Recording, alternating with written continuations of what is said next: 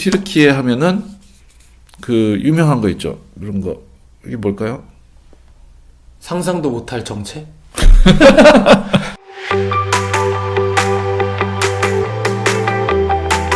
여러분 안녕하십니까? 안녕하세요. 예, 우리가 지난번에는 이스라엘 여행을 두 번에 거쳐서 다녀왔는데요. 오늘은 우리가 튀르키예로 여행을 한번 떠나보려고 합니다. 자, 목사님하고 전도사님, 튀르키예 하면은 뭐가 생각이 나시나요?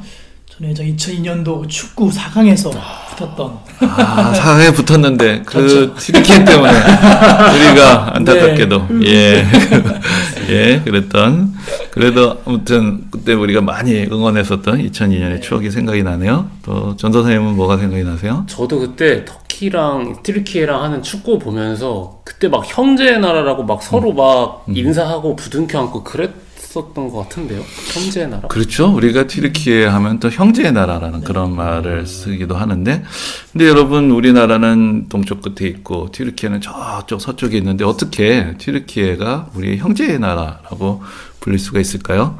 여기서 이제 우리가 이 튀르키예의 과거의 역사를 조금은 정리를 먼저 해봐야 될 것 같습니다. 이제 튀르키예와 관련된 여러 이름들이 있습니다. 먼저 아나톨리아라는 말은 그 튀르키예가 위치하고 있는 그 반도, 우리나라는 한반도에 있다라고 할 때 튀르키예가 있는 그 지역, 그 반도의 이름을 아나톨리아 반도라고 그렇게 부르고요. 그리고 놀랍게도 이 지역이 예전에는 아시아라고 불리기도 했습니다. 그래서 더 큰 아시아 대륙 구분하기 위해서 소아시아라고 부르기도 했고요. 또 특별히 이제 로마 시대 아시아라는 것은 이제 튀르키예 지역에 있는 그 당시에 번성했던 에베소라는 도시를 중심으로 한 행정구역의 명칭으로 아시아주라는 말이 사용되기도 했습니다. 근데 이제 역사적으로 이 튀르키예 땅은 예전에 그 로마 제국의 땅이었고요. 그리고 이제 로마 제국이 동서로 그 분리가 됐을 때는 동로마 제국 혹은 비잔틴 제국으로 불리던 그 지역에 상당한 오래 기간 동안 핵심적인 지역이었습니다. 그런데 이제 튀르키예와 관계된 또 다른 이름들이 있는데요. 여러분 옛날에 역사책에서 돌궐이라는 나라 이름 혹시 들어보신 적 있나요? 네. 예, 그렇죠. 그게 언제 어느 시대였을까요?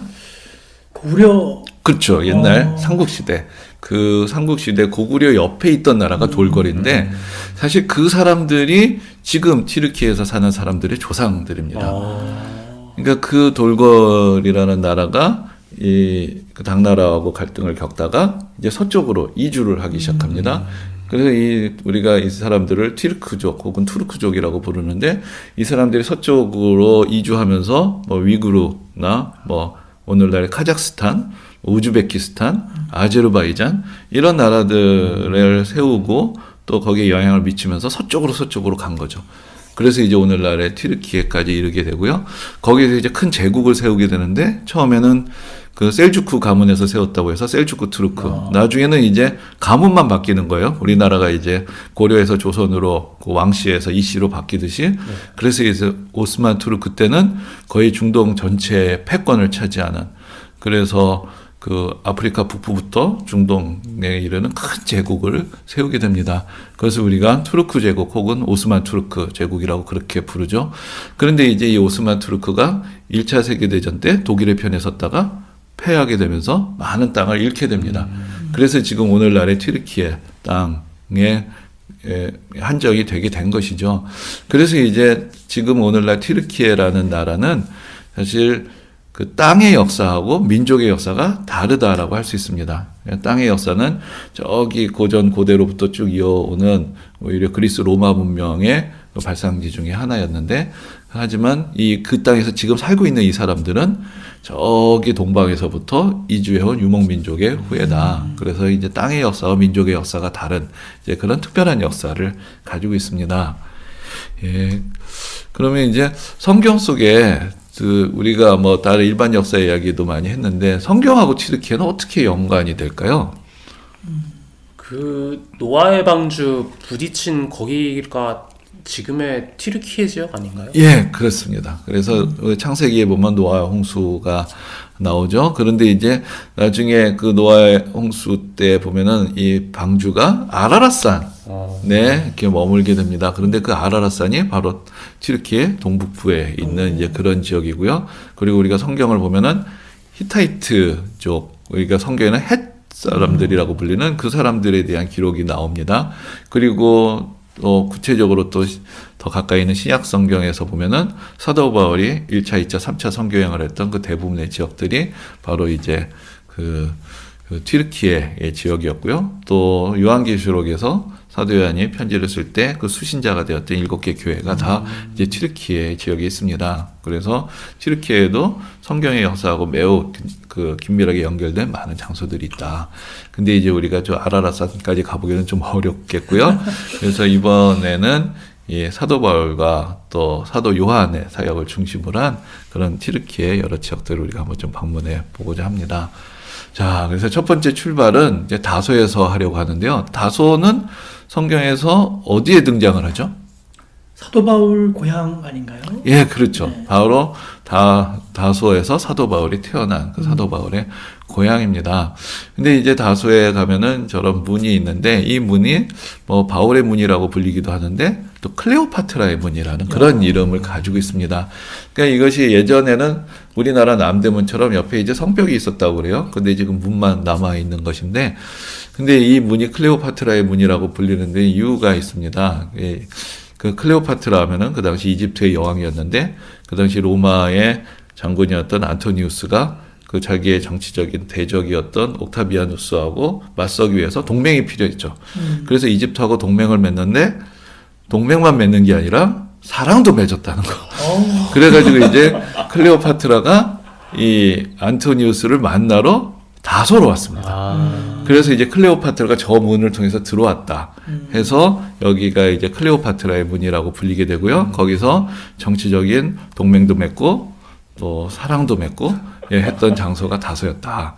저기 러브라는 하트가 보이는데 그게 뭘 의미하는지 그죠? 그런데 이제 그래서 이제 그 다소가 고대에 상당히 중요한 도시였다라는 것을 알 수가 있겠죠.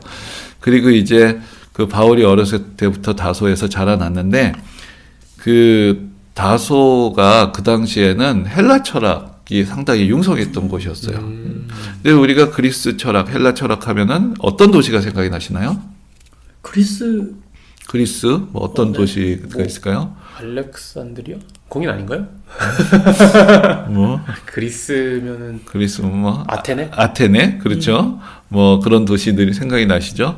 근데 이제 그 당시에 이제 로마 제국이 동쪽으로 팽창을 하면서 아테네가 침공을 당하고 함락이 됩니다. 그러니까 이제 아테네에 있었던 철학자들이 도망을 친 거죠. 그래서 자리를 잡은 곳이 다소였습니다. 그러다 보니까 이제 그리스 철학의 이제 어떤 전문가들이 이 다소에서 학생들을 가르치기 시작했고, 그래서 이제 바울이 그 다소에서 살았기 때문에 어려서부터 그 당시 그리스 로마의 여러 가지 사상을 충분히 배울 수 있는 이제 그런 장소였던 것이 바로 다소였습니다. 근데 다소가 바울과 관계돼서 또 아주 중요한 유적이 있는데요. 이게 뭘까요? 저게 혹시 물통인가요? 그렇죠. 여기가 바로 바울이 물을 길어 마시던 우물이라고 합니다. 그러니까 이 우물이 뭐 실제로 여기서 바울이 마셨는지 누가 본 사람은 없지만 이 우물이 로마 시대부터 거슬러 올라가는 그런 오랜 유서 깊은 우물이 발견이 됐어요. 그래서 저기 사진에도 보시면은 네. 이제 바울 그림이 있죠. 그래서 이게 바울의 우물이라고 알려져 있는 이제 그런 우물이 있고, 또 이 근처에서 바울의 집터도 발견을 했다고 하는데 좀 조금 이상해요. 주소가 써 있는 것도 아니고 그 집이 누구 집인지 어떻게 알았을까? 뭐 아무튼 그런데 사람들이 바울의 집터라고 말하는 그런 유적지가 발견이 되기도 했습니다. 근데 이제 오늘날 다소에 가보면 상당히 이제 고풍스러운 어떤 도시의 모습이 남아 있는데, 그 이유가 사실 거꾸로 이야기하자면 오늘날에는 예전의 그 위상을 갖고 있지 않은 거죠. 그러니까 많이 그 개발되거나 발전된 도시는 아니고 그냥 지방의 소도시이기 때문에 오히려 우리 여행자 입장에서는 상당히 이제 고풍스러운 그런 모습들을 이제 발견을 할 수가 있습니다. 그리고 나서 이제 바울이 다소에서 자라나고 예루살렘에 가서 거기서 이제 바리새인으로 랍비로 교육을 받게 되죠. 그리고 나서 그가 생각하기에는 이제 예수 그리스도를 믿고 따르는 사람들은 이단이다. 잘못된 신앙을 갖고 있다. 이 사람들을 이제 박멸해야 된다. 이제 그런 열정을 가지고 다메섹까지 쫓아가다가 거기서 예수 그리스도를 부활하신 예수님을 만나게 되죠. 그리고 나서 회심을 하고 이제 그 다음에 우리가 잘 아는 것처럼 이방인들을 위한 어떤 복음 전파자의 사명을 갖고 살아가게 되는데 바로 이제 바울이 처음으로 선교사로 파송이 되었던 것. 그것이 안디옥이죠. 그래서 안디옥이 이제 이방인의 땅에 처음 세워진 교회면서 또 이방인 선교에 앞장섰던 이제 그런 지역이 되는데 근데 우리가 앞으로 뒤에도 보게 되겠지만은 안디옥이라는 이름이 다른 곳에서도 볼 수가 있습니다. 그래서 지금 우리가 이야기하는 안디옥은 수리아의 안디옥이라고 하고요. 또 저기 튀르키예 안쪽으로 들어가면 비스디의 안디옥이라는 그런 이름도 있는데 왜 안디옥이라는 이름이 여러 곳에서 발견이 될까요? 왕의 이름하고 좀 관련이 있지 않을까요? 역시 우리 교회 목사님 다 똑똑하십니다. 그래서 그 고대에 보면은 알렉산드리아라는 도시가 있습니다. 근데 알렉산드리아가 이집트에 있는 알렉산드리아가 제일 유명하지만 사실은 알렉산더 대왕이 자기 이름을 딴 도시를 여러 곳을 세웠던 거죠. 근데 그것처럼 예전에 안티오쿠스라는 왕이 있었습니다. 그래서 그 왕의 이름을 딴 도시가 고대에는 16개가 있었다고 그래요. 근데 지금까지 이제 유명하게 그 이름과 유적지로 알려져 있는 곳을 이제 우리가 두 군데를 아는 것인데, 그래서 이제 수리아 안디옥에서 바로 이제 바울하고 바나바가 또 선교사로서 안수를 받고 파송이 됩니다. 그래서 이제 여기서부터 바울의 1차 선교 여행이 시작이 되죠. 그런데 이제 바나바가 갈 때 또 자기의 조카였던 마가를 같이 데리고 갔죠. 그래서 이제 이 세 사람이 함께 이제 선교 여행을 떠나게 되었습니다. 근데 이제 지금 보고 있는 것이 이제 안디옥 교회 그 내부의 모습인데 그 외관은 좀 이쁘게 치장이 돼 있어요. 그런데 이제 그것은 그 당시에 그 지어진 모습은 아니고 나중에 후대에 이제 장식을 한 것인데 이게 원래 있었던 동굴 안에 이제 교회가 있었다고 합니다. 그래서 우리가 교회 하면은 어떤 건물을 생각하지만 사실 그 초대교회는 어떤 건물이 아니라 대부분 가정교회가 많았는데 이렇게 동굴에서 또 예배를 드리면서 그 안디옥 교회가 시작이 되었고 그래서 지금도 여기는 뭐 바울의 이름을 불리진 않고 성 베드로 교회라고 그렇게 부릅니다. 왜냐하면은 안디옥의 교회가 세워진 다음에 베드로가 와서 또 여기서 세례를 주고 더 사역을 했던 곳이기 때문에 그래서 성 베드로 교회라고 부르는 그런 안디옥 교회의 모습을 우리가 여기서 볼 수가 있습니다. 그리고 이제 여기서 안디옥에서부터 파송이 돼서 이제 바울이 1차 선교 여행을 가게 되죠. 근데 이제 선교 여행지를 보면은 그 안디옥에서 떠나서 그다음 실루기아로 갑니다. 이것은 그냥 서울 옆에 인천이 있는 것처럼 그 옆에 있는 항구 도시가 되는 것이고요. 그리고 먼저 간 것이 이제 구브로를 갔습니다. 이제 구브로는 오늘날로 보면은 키프러스라는 나라가 있는 곳인데, 근데 왜 그 구브로로 갔을까요? 뭐 아는 사람 있지 않았을까요? 뭔가 그 관계되는 사람들이 컨넥션이. 있었을 것 같다. 예, 뭐 그런 저 심증이 좀 생기죠. 근데 그 아까 말씀드릴 때 바울하고 바나바가 같이 갔다고 그랬는데 바울의 고향은 어디였죠? 다소였죠. 다소였죠. 그런데 사도행전에 보면은 바나바는 구브로 사람이라고 돼 있어요. 그러니까 이제 바나바의 고향으로 먼저 찾아갔다고 할 수가 있겠죠. 그래서 그것을 보면은 그 당시에 선교 여행을 처음 시작할 때는 주도권을 상당히 바나바가 갖고 있었다. 그러니까 바나바가 뭐 고향의 복음을 전하고 싶기도 했겠고 또 자기가 그 지역을 잘 알아서 가이드 역할도 할 수가 있을 것이고 그래서 이제 바나바하고 바울하고 마가가 같이 이제 구브로에 가서 복음을 전하게 되었습니다. 근데 이제 구브로는 앞에서 말씀드린 대로 튀르키예가 아니고 그 지금 키프로스의 땅이고 뭐 제가 여기에는 가보지를 못했고요. 그래서 이제 구브로에 가서 복음을 전한 다음에 그 다음에 이제 위로 올라가서 가게 된 도시가 바로 버가입니다. 그래서 버가는 지금도 그 고대 유적들이 상당히 많이 남아 있는 그런 도시입니다. 그래서 전체적인 그 위에서 본 사진은 이런 모습인데요. 그 옛날 로마 시대의 어떤 길의 모습도 볼 수 있고요. 뭐 오른쪽 위로 보시면은 좀 길쭉한 것은 원형 경기장, 그 뒤에 좀 둥근 것은 원형 극장. 이것이 좀 다르죠. 원형 극장은 예술 공연을 하던 곳이고, 원형 경기장이 거기서 뭐 전차 경주도 하고 여러 가지 그 행사들을 했던 스포츠 활동들, 뭐 이런 들 했던 것이 이제 원형 경기장인데, 이제 그런 유적들이 지금도 남아 있는 것을 볼 수가 있습니다. 이게 원형 경기장 이제 안쪽에 있는 이제 그 내부에서 본 그런 모습이 되겠습니다. 그리고 여기가 이제 그 아까 위에서 보셨던 그 길의 모습인데요. 가운데 있는 넓은 길은 마차가 다니는 길이고, 그래서 마차가 다니는 길하고 옆에 인도가 구분이 되어 있습니다. 그래서 이제 이 인도가 그리고 그 옆에는 상점들이 있었던 거죠. 이제 그래서 그런 대로가 있고, 오늘날하고 사실 도로 구조가 비슷하죠. 네. 차가 다니는 길이 있고, 인도가 있고, 옆에 상점이 있고, 그것이 이제 고대도 그렇게 이제 구성이 되어 있던 것을 볼 수가 있습니다. 그런데 이제 이 버가에서 벌어진 아주 중요한 사건이 있었습니다. 그게 뭘까요? 싸웠나요 혹시? 그치, 여기까지 잘 왔는데, 성경에 보면 그런 얘기가 있죠. 이 바나바하고 바울하고 마가하고 셋이 왔는데, 마가가 여기서 집으로 돌아가겠다는 결정을 내리게 돼요. 왜 마가가 떠났을까? 이제 그게 성경에 왜 떠났는지는 나와 있지 않아요. 근데 이제 그 다음의 여정을 우리가 생각해 보면서 조금 힌트를 얻을 수가 있죠. 문제는 바로 이겁니다. 야. 이 버가에서부터 비시디아 안디옥 사이에서는 산맥을 넘어야 되는 거예요. 그게 이제 토로스 산맥이라는 산맥이 펼쳐져 있는데, 이게 높은 데는 3,000m가 넘는 그런 아주 높은 산맥이 펼쳐져 있습니다. 그러니까 우리가 이렇게 생각해 볼 수 있는 거죠. 마가가 처음으로 집 떠나서 여기 그 구브로에서도 고생을 하고 이제 바다 건너 왔는데, 바울이 얘기하는 거죠. 우리가 이제는 저 산맥을 넘어야 된다. 그러니까 마가의 마음이 무너진 거 아니겠냐. 난 더 못해. 난 더 못 가. 근데 우리가 보면은 마가는 약간 좀 부잣집 아들의 이미지가 있거든요. 우리가 그 사도행전에서 보면은 우리가 마가 다락방에서 성령 강림 사건이 일어나는데, 그때 몇 명이 모여 있었죠? 120명. 그렇죠. 여러분, 다락방에 120명이 들어가는 집주인의 아들인데, 이게 얼마나 부잣집 아들이었겠어요. 큰맘 먹고 성교행에 따라왔는데, 이 토로스 산맥을 보는 순간에 난 더 이상 못 가.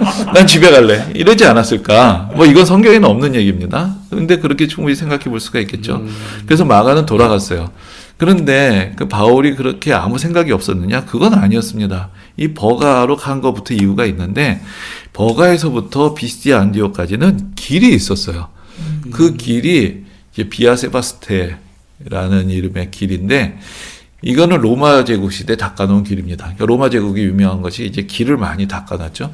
그래서 이제 그 긴급시에는 군대를 파견을 해야 되니까 이 넓은 지역을 다스리려면 중요한 요충지마다 이렇게 길을 도로로 연결을 해놨는데, 이 로마 시대 사람들이 길을 대충 만드는 게 아닙니다. 그래서 당시에 길을 만드는 모습을 보면요, 이제 먼저 그 굵은 돌들로 밑에를 파서 채워놓고, 그 다음에 좀 더 작은 돌, 가는 돌, 그 다음에 맨 위에 좀 넓적한 평평한 돌을 쌓아놓는 거죠. 이렇게 해야 비가 와도 그게 꺼지지 않고 이 위에 이제 말과 이제 전차까지 다닐 수 있는 이제 그런 튼튼한 길이 되는 것입니다. 근데 이 길이 이제 그 버가에서부터 비시디아 안디옥까지 연결이 돼 있고요. 그리고 그 우리가 앞에서 잠깐 그 지도를 잠깐 보셨지만은, 그 비시디아 안디옥 다음에 바울이 간 곳이 이고니온, 그 다음이 루스드라, 그 다음 더베인데, 여기가 다 이렇게 도로망으로 연결이 돼 있습니다. 그러니까 바울이 그 당시에 복음을 전하면서 그런 중요한 도로망을 이용을 하면서 복음을 전했다라는 것을 우리가 알 수가 있는 것이죠. 그래서 이제 바울이 가게 된 곳이 이제 비시디아 안디옥인데, 비시디아 안디옥에서 바울이 먼저 유대인의 회당에 가서 복음을 전했습니다. 그런데 이제 유대인 회당에서 복음을 전했던 그 회당이 지금 남아있지는 않은데, 그 회당에 있던 터에 나중에 교회가 세워지게 되었고, 그 교회 터가 지금 발굴이 된 거죠. 그래서 지금 보시는 이 장소가 바울이 그 비시디아 안디옥에 가서 처음으로 설교를 했던 바로 그 자리다. 이제 그렇게 이야기를 할 수가 있겠습니다. 근데 이제 비시디아 안디옥을 거쳐서 그 다음에 이제 이고니온으로 가게 됐는데요. 여러분, 이 건물을 보면은 뭐 언제적 건물 같이 보이시나요? 바울 시대의 건물은 아닌 것 같은데요. 네. 그렇죠. 아마 누가 봐도 예. 신식 건물이죠. 이 이고니온은 이 이후로도 상당히 그 튀르키예 역사에서 매우 중요한 어떤 중심지의 역할을 했기 때문에 그 위에 계속 사람들이 새로운 건물을 짓고 새롭게 또 새로운 방식, 변화들이 계속 일어났던 것이라서 옛날의 유적들이 이렇게 많이 남아있지 않습니다. 그래서 우리가 바울의 흔적을 찾아보기가 쉽지는 않은데 여기는 그래도 그냥 바울이 예전에 여기서 선교했다라는 것을 기념하기 위해서 나중에 세워진 그 19세기에 세워진 그런 그 성당의 모습을 우리가 볼 수 있는 것이고요. 그리고 이 지역이 사실 종교적으로는 다 이슬람이 펴져 있는 그런 지역이죠. 그래서 여러분 또 튀르키예 하면은 그 유명한 거 있죠. 그런 거 이게 뭘까요? 상상도 못할 정체? 바로 그런가요? 이겁니다. 아, 예, 튀르키예 하면은 이렇게 남자들이 치마 입고 빙빙 도는 이제 그런 모습들 많이 보셨을 텐데 이게 어떤 문화예술 공연이 아니고 기도하는 것입니다. 야. 그래서 그 우리가 이슬람 하면은 수니파, 시아파 이렇게 나눠져서 싸운다 뭐 이런 이야기 좀 많이 들어보셨을 텐데 또 다른 파가 있는데 이 사람은 수피라고 부르는 수피즘이라고 부르는 이 사람들은 좀 신비주의를 추구하는 사람들이라고 할 수 있습니다. 근데 그 안에 이제 메블렙이라는 파가 또 있는데 거기 속한 수도사들이 기도하던 전통적인 방법이 바로 이렇게 도는 거죠. 한 방향으로만 계속 돕니다. 돌다 보면 좀 어질어질해지겠죠? 그런 순간에 뭔가 내가 뭐 신을 만났다, 뭐 그런 체험을 하는지 이렇게 전통적으로 이렇게 그 도는 그런 기도를 하는데 그 중심지가 바로 이고니온입니다. 그래서 그리고 이제 이고니온에서 내려가게 되면 이제 루스드라로 이어지게 되는데요.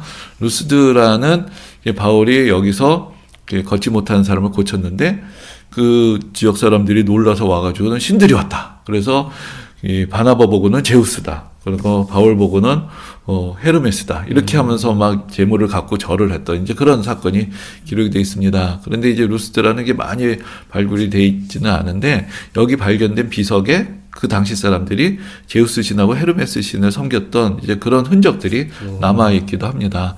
근데 여기서도 보면은 일종의 동굴 모양으로 되어 있는 것이죠. 그래서 그 당시 많은 사람들이 동굴에서 살고 또 여기가 생활의 공간이기도 하고 어떤 종교 활동의 공간이기도 했던 이제 그런 터이기 때문에 여기서 이제 바울이 또 복음을 전하고 또 사람들이 이 지역에서 살고 또 바울한테 또 제우스다 헤르메스다 하고 또 섬기려고 했던 이제 그런 지역이 바로 이곳이라고 할 수 있겠습니다. 그리고 루스드라 다음에 더베로 갔는데요. 더베를 가보면 아무것도 없네요. 더베는 좀 더 발굴해야 된다. 그래서 더벤. 그래서 이제 더베는 사실은 뭐 학자들에 의하면은 위치도 어디였는지 아주 정확하게 알려진 건 아니고 추정을 하는 것이고 그 인근 지역에서는 좀 유적들이 발견이 되긴 했는데 그래서 더베에서 우리가 더 많은 것을 좀 알기는 어렵고요. 그래서 이제 여기까지 온 다음에 바울이 거꾸로 돌아갑니다. 그래서 이제 더베에서부터 다시 루스드라로 이고니온으로 비시디아 안디옥으로 해서 이제 되돌아가게 되는데요. 우리도 되돌아가기 전에 이 지역에서 우리가 좀 더 보아야 될 것이 있습니다. 이것이 바로 이 지역에서 바로 위쪽으로 올라가면은 갑바도기아라는 터키 튀르키예 아주 유명한 관광지 중에 하나죠. 근데 성경에도 이 지역이 언급이 되는데 베드로 전서에서 이 편지의 수신자로 갑바도기아에 사는 성도들을 언급하는 내용이 있습니다. 근데 갑바도기아는 성경에 이제 자세하게 나오는 도시는 아니지만 초대교회 역사에서 매우 중요한데 여기에 이제 이렇게 어떤 바위 같지만 사실 잘 보시면은 이렇게 구멍들이 좀 뚫려 있어요. 그러니까 이 지역이 예전부터 사람들이 살던 지역이면서 여기 교회가 있었고 수도원이 있었고 또 이 갑바도기아에서 또 초대교회에 아주 큰 영향을 미치는 교부들, 신학자들이 또 이 지역에서 배출이 되기도 했습니다. 근데 이제 이 지역이 교회 역사와 관계돼서 또 많은 또 관광지로서도 알려져 있는 중요한 유적이 있는데 이게 바로 대림구유 지하 도시라는 거예요. 그러니까 이게 갑바도기아 지역이 있는데 이 지하 60m까지 이렇게 땅굴 같이 파여져 있습니다. 그래서 여기가 이제 예전에 로마의 카타콤이 유명한 것처럼 기독교 바켓시에 많은 사람들이 지하에 숨어서 또 믿음을 지켰던 곳으로 많이 알려져 있는 곳인데, 근데 이제 원래부터 처음부터 여기가 교회로만 사용됐던 건 아니고요. 이 지역 사람들은 원래 이제 그 땅을 파고 들어가서 그 지하 도시를 만들면서 생활을 이미 하고 있었다고 합니다. 그런데 이제 박해가 시작이 되니까 이 사람들이 그 점점 더 밑으로 파들어가기 시작한 거죠. 그래서 그 지금 관광객들이 여기 오픈되어 있는 건 지하 8층까지인데 어떤 곳은 지하 18층까지 그렇게 이제 더 밑으로 도시를 만들어 갔다고 합니다. 그리고 여기에 한 2만 명 정도가 거주를 했다고 하고요. 이 안에 사람들이 생활하는 공간들이 다 있죠. 그래서 방도 있고 뭐 학교도 있고 교회도 있고 여러 가지 생활 공간들을 다 만들어 놓고 이 안에서 살았습니다. 그래서 그 안에 이제 그 내려가던 굴의 모습인데요. 근데 여기 보시면은 왼쪽에 둥근 돌이 하나 있죠. 저 돌의 용도가 뭘까요? 글쎄요. 뭔가 누가 들어올까봐 더 안 뚫려 있는 척 하려고 막아두는 뭐 그런 거 아닌가요? 그렇죠. 이게 보면은 돌이 굴려 나올 수 있게 생겼죠. 네. 그래서 이제 이 적들이 쳐들어올 때 피신을 하면서 굴을 막아버리는 거죠. 예, 그렇게 해서 내려오지 못하게 하도록 그렇게 이런 식으로 안전장치를 해놓고 그 안에서 또 굴과 굴이 서로 연결이 돼 있어서 이쪽으로 잡으러 오면은 저쪽으로 도망치고 이제 그런 것들이 가능하게끔 이제 그 안에 터널을 이렇게 만들어 놓은 그런 모습들을 우리가 여기서 볼 수가 있습니다. 그리고 이 갑바도키아 지역이 뭐 좀 여담이지만 여행자들에게 아주 유명한 게 있는데 그게 바로 이제 열기구죠. 예, 특히 이제 열기구가 이제 해 뜨기 전에 이제 올라갑니다. 그러면은 그 하늘에서 해가 뜨는 것을 볼 수 있는 이제 그런 장관이 펼쳐지는데 지금 저 위에 있기 때문에 좀 그 작아 보이지만 저 열기구 하나 안에 사람이 거의 한 30명 정도가 살 수 있습니다. 그 가운데 이제 선장이 있어가지고요. 이제 불을 조정을 하는 거예요. 그러니까 불을 뜨겁게 하면은 공기가 팽창이 돼서 올라가겠죠. 그리고 이제 불의 방향을 조정하고 이제 줄을 당기고 해서 이게 돌아다닙니다. 이렇게 움직일 수가 있고요. 그러다가 이제 불을 줄이면 이제 열이 식으면서 다시 이제 지상으로 착륙하게 되는 이제 그런 이 지역의 이제 명소로서 또 많은 사람들의 각광을 받고 있기도 합니다. 그리고 이제 다시 이제 그 돌아오는 길로 가서요. 그래서 아까 말씀드린 대로 이제 버가에서 비시디 안디옥으로 이고니온으로 루스트라로 더베로 갔는데 올 때는 거꾸로 갔죠. 그래서 더베에서 루스트라에서 이고니온에서 비시디 안디옥에서 다시 내려오게 되면은 거기에 이제 지금도 유명한 항구 도시인 아탈리아가 있습니다. 그래서 사도행전에서 보면은 바울이 거기서 배를 타고 이제 안디옥으로 다시 돌아갔다. 그래서 2차 선교 여행이 마치게 되는데 이 아탈리아는 지금은 이제 안탈리아라는 도시 이름으로 알려져 있는데 지금 튀르키예에서도 아주 유명한 항구면서 지중해 휴양지로 알려져 있는 그런 아름다운 항구 도시가 되겠습니다. 그리고 이제 이걸로 이제 1차 선교여행이 끝나게 되고요. 그 다음에 2차 선교여행을 떠나게 되는데 2차 선교여행 때는 안디옥에서 구브로로 안 가고 위로 올라갑니다. 그래서 먼저 어디로 가게 되냐면은 다소로 갔습니다. 왜 다소로 갔을까요? 다소가 누구의 고향이죠? 바울의 고향. 바울의 고향이죠. 왜 바울의 고향으로 갔느냐? 2차 선교여행을 갈 때는 바나바와 바울이 아쉽게도 서로 헤어지게 됩니다. 그래서 바로 이제 마가 때문에 문제가 생겼죠. 바나바는 마가를 또 데리고 가자. 그런데 바울은 조금 더 좀 철저한 사람이었던 것 같아요. 그래서 지난번에 우리가 사역할 때 집에 돌아간 사람 어떻게 또 데리고 가냐. 그러다 보니까 이제 그래서 바나바는 구브로로 갔습니다. 그리고 바울은 다소로 가게 된 거죠. 그래서 이제 바울의 선교여행의 여정에서 2차 선교여행의 여정에서 구브로는 빠지게 됐고요. 근데 이제 그 바울이 2차 선교여행을 처음에 갈 때 목표는 원래 갔던 그 지역을 다시 가서 성도들을 이렇게 권면하고 격려하기 위해서 갔습니다. 그래서 사실 다소를 통해서 다시 더베, 루스트라, 이고니온, 비시디 안디옥까지 갔어요. 근데 거기서 이제 하나님이 소망을 주시는 게 아시아에서 복음을 전해야 되겠다. 근데 사실 여러분 이 지역이 사실 다 아시아입니다. 우리 생각대로 하면은. 근데 또 어디를 간다는 거냐? 근데 그 당시에 앞에서 말씀드렸지만 아시아라는 것은 에베소를 중심으로 한 지역을 그 당시에 로마 시대 아시아라고 불렀어요. 그러니까 사실 바울이 가고 싶었던 곳은 에베소라고 할 수 있는데 이상하게도 계속해서 성령께서 그 길을 막으셨던 거죠. 그래서 바울이 에베소로 가지 못하고 저 북쪽으로 올라가서 이제 드로아라는 도시에 가게 됩니다. 그래서 지금도 거기 이제 항구가 있는데요. 거기서 이제 환상을 보게 되는데 그 건너편에 그리스 또 마케도니아 지역인데 거기 사람이 와서 건너와서 우리를 도우라라는 이제 그런 환상을 보고 여기를 건너가서 이제 그 유럽 땅으로 가서 복음을 전하게 됩니다. 근데 우리는 튀르키예에 대한 얘기를 하기 때문에 유럽은 안 건너가려고 하고요. 그래서 바울이 2차 선교 여행 때 유럽 땅 쭉 그리스 지역을 다니면서 복음을 전하다가 에베소를 그냥 찍고 돌아갑니다. 그리고 3차 선교여행 때는 1, 2차 선교여행 때 쭉 다녔던 그 지역들을 다시 다니면서 가장 오래 머물렀던 지역이 에베소였습니다. 근데 에베소에 대해서 우리가 다음 시간에 좀 살펴볼 기회가 있겠고요. 근데 오늘 이제 이야기를 정리하기 전에 여러분 드로아라는 이름을 보면은 혹시 연상되는 또 고대의 도시가 없으신가요? 들어와. 들어와? 드로아? 트로이 혹시 아닌가요? 그쵸. 드로아하고 트로이하고 네, 좀 비슷하죠? 철자가, 네, 그렇죠. 드로아. 그래서 트로이라는 이름도 사실 드로아 지역이 있기 때문에 붙였다고 하는데, 자, 이게 뭐죠? 트로이의 트로이의 목마. 예, 이게 그 영화 트로이에서 사용됐던 모형을 튀르키에 갖고 와서 전시를 하는 거라고 합니다. 근데 이제 그 트로이 전쟁이 일어났던 그 장소는 이 드로아에서 북쪽으로 한 30여 킬로 떨어진 곳에 있습니다. 이게 멀지 않은 곳에 있는데요. 이게 뭐 트로이는 물론 성경하고 상관은 없죠. 그런데 트로이가 성경 연구에 또 큰 기여를 하는 이제 그런 일이 있었습니다.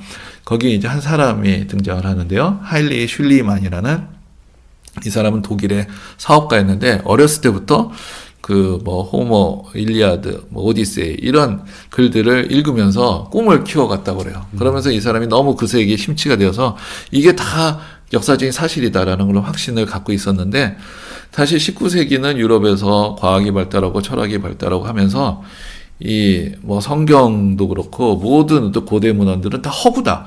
이제 그런 생각들이 많이 퍼져 있었습니다. 이건 그냥 전설이다.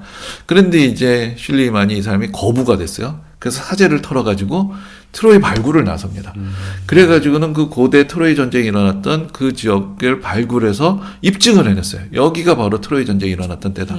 그래서 큰 센세이션을 일으키게 되었는데 그것이 이제 그 당시 사람들에게 그리스 로마 시대부터 우리가 가져왔던 그런 고대의 어떤 글들, 그리고 거기에 대해서 성경의 기록들, 이것이 그 당시 똑똑한 사람들이 얘기하는 것처럼 허구가 아니라 역사적인 사실일 수 있다.